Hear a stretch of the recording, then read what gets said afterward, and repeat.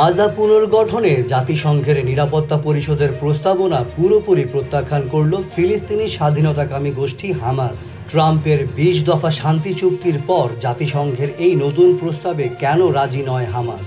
গাজার নিরাপত্তা নিশ্চিত করতে গঠিত বোর্ড অব পিস এর দায়িত্ব কি, দেখব আজকের কূটনৈতিক বিশ্লেষণে।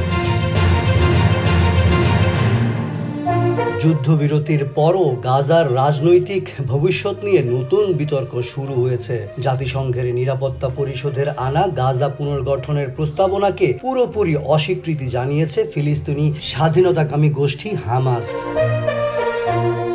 মার্কিন প্রেসিডেন্ট ডোনাল্ড ট্রাম্পের ২০ দফা শান্তি চুক্তির প্রস্তাবনা আনুষ্ঠানিকভাবে গ্রহণ করে নিরাপত্তা পরিষদ। এই প্রস্তাবনায় যুদ্ধে বিপর্যস্ত গাজার নিরাপত্তা নিশ্চিতে একটি বোর্ড অব পিস গঠনের প্রস্তাব রয়েছে। এই প্রস্তাবের মেয়াদ আগামী ২০২৭ সাল পর্যন্ত নির্ধারিত হয়েছে। হামাস ট্রাম্পের ২০ দফা যুদ্ধবিরতি পরিকল্পনায় সম্মত হলেও এই দফায় জাতিসংঘের প্রস্তাবনা গ্রহণে অস্বীকৃতি জানিয়েছে। এই প্রস্তাব অনুযায়ী উপত্যকার নিরাপত্তা নিশ্চিতে একটি আন্তর্জাতিক বাহিনী গঠিত হবে। এই বাহিনীর দায়িত্বে থাকবে সীমান্ত নিয়ন্ত্রণ এবং গাজাকে অসামরিকীকরণ করা।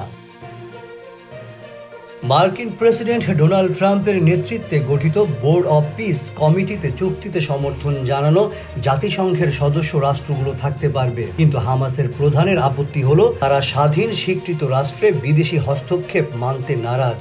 ইসরায়েলি আগ্রাসনে জর্জরিত সাধারণ ফিলিস্তিনিরাও তাদের ভবিষ্যৎ নির্ধারণে এমন বিদেশি হস্তক্ষেপ মেনে নিতে পারছেন না। নিরাপত্তা পরিষদের এই সিদ্ধান্তে কাউন্সিলের ১৪ সদস্যদের সমর্থন জানিয়ে স্বাক্ষর করেছে। কূটনীতিকরা মনে করছেন গাজার ভবিষ্যৎ নির্ধারণে এই প্রস্তাবনা একটি বড় পদক্ষেপ হতে যাচ্ছে। তবে হামাসের এই প্রত্যাখ্যান গাজার পুনর্গঠন প্রক্রিয়াকে বড় ধরনের চ্যালেঞ্জের মুখে ফেলল। হামাসের এই প্রত্যাখ্যান কি শান্তি প্রক্রিয়াকে সম্পূর্ণ থামিয়ে দেবে? গাজার ভবিষ্যৎ নিয়ন্ত্রণে আন্তর্জাতিক হস্তক্ষেপ কতটা যুক্তিযুক্ত? আপনার বিশ্লেষণ কমেন্ট বক্সে জানান।